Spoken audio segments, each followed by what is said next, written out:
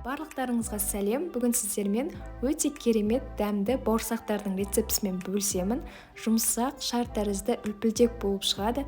Видеоны міндетті түрде соңына дейін қарап, менімен бірге дайындап көріңіздер. Ең алдымен жылы суға қант пен ашытқыны қосып, жақсылап араластырамыз. Бетін жауып, бөлме температурасында 10 минутқа қалдырамыз. Бөлек ыдысқа жылы сүт, одан соң жылы суды құйып, ашыған ашытқымызды саламыз. Қант, тұз, бөлме температурасындағы немесе ерітілген сары майды және де майонезді қосып, жақсылап араластырамыз.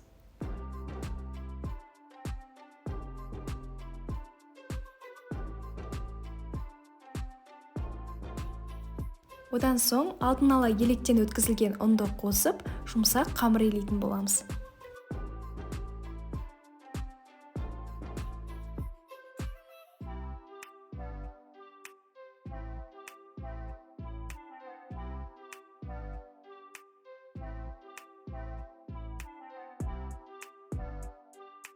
Қамыр дайын болды. Қолға аздап жабысуы мүмкін, бірақ көрсетілген мөлшерден артық ұн қоспағандарыңыз дұрыс. Дайын қамырдың бетін жауып, жылы жерге 40 минутқа қоямыз.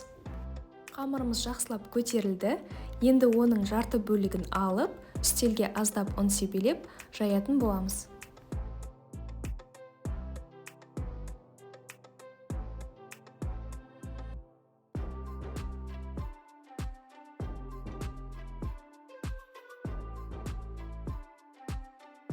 Қалыңдығы шамамен 4-5 мм болды. Стаканның көмегімен осылай дөңгелек формаларды кесіп алдым. Қаласаңыздар 4 бұрыш етіп кессеңіздер де болады.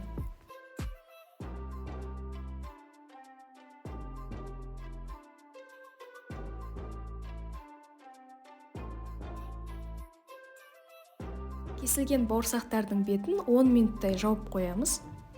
Кейін қызып тұрған майда екі жағын қызартып, бауырсақтарымызды пісіріп алатын боламыз.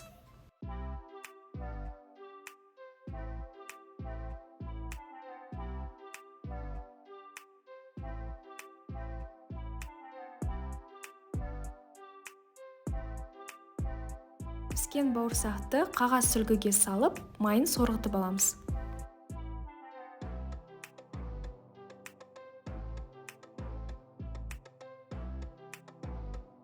Біздің бауырсақтарымыз дайын. Міндетті түрде осы рецептпен дайындап көруге кеңес беремін. Рецепт ұнаған болса лайк басып, комментарий жазып, каналға тіркелуді ұмытпаңыздар.